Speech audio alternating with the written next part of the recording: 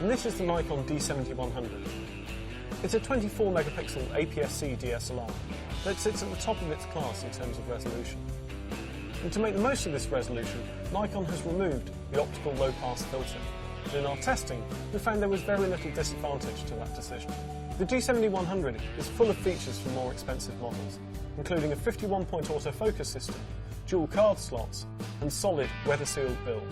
It can shoot at 6 frames a second at full resolution, though if you shoot RAW, you may find that its buffer is a little bit limited. It can also shoot full HD movies, though we found some of the frame rates appeared to be upsampled, so are a little bit soft. Overall then, the D7100 is an excellent camera, and when we reviewed it, we gave it our highest rating, Gold, for its excellent image quality and impressive feature set.